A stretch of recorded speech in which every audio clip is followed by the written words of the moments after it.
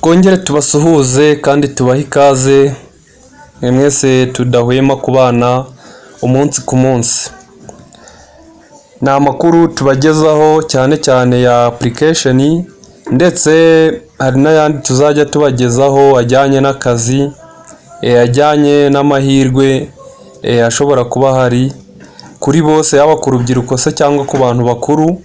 Mwese tuba tugomba kubashakira amakuru agezweho. Rero muri iyi minsi cyari gihari, twari tumaze igihe dutegereje ku bantu bakoze application muri RP, twari tumaze igihe dutegereje result. Mwabonye ko na UR ifunguye muri iyi minsi mikeya ishize, ndakeka ari guhera kuwa mbere ejo bundi, ikaba igikomeje. N'abatarayikora mukomeze muyikore. Ariko muri aka kanya tugiye kugaruka ku bantu babaye admitted muri Rwanda Polytechnic cyangwa se RP. Icyo usabwa ni subscribe rero, kugira ngo amakuru yose azajya kugeraho ku gihe, update zose zikugereho, kugira ngo ubashe kumenya amakuru. Rero RP musabwa iki? Abantu mwabaye admitted, mbere na mbere mugomba kumva ko kuba mwarabaye admitted ibyo bidahagije. Icya mbere mugomba gukora ni ugushaka amakuru y'igihe HEC izafungurira, kugira ngo mubashe gukora application muri HEC.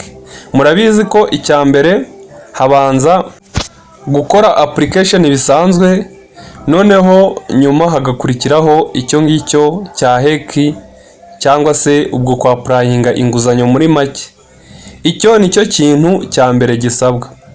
Iyo bagufashe muri RP cyangwa se no muri UR nk'ibisanzwe, iyo bagufashe ntukore application muri HEC ngo wake inguzanyo, birumvikana ko amahirwe yo kwiga ntayo, kubera ko keretse nibura ushoboye kwirihira, kandi amafaranga bariha ni menshi. Ubwo birumvikana ko ari bake bakiga bataraprayinze inguzanyo muri HEC.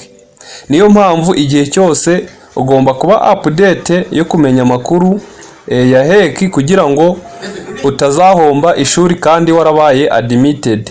Icyo nicyo kintu cy'ingenzi ugomba kwitaho muri iki gihe wabaye admitted, kandi n'abantu biga UR nabo icyo kintu bakwiye kukizirikana, kugira ngo igihe bazaba basubije nabo bazahite babikurikirana.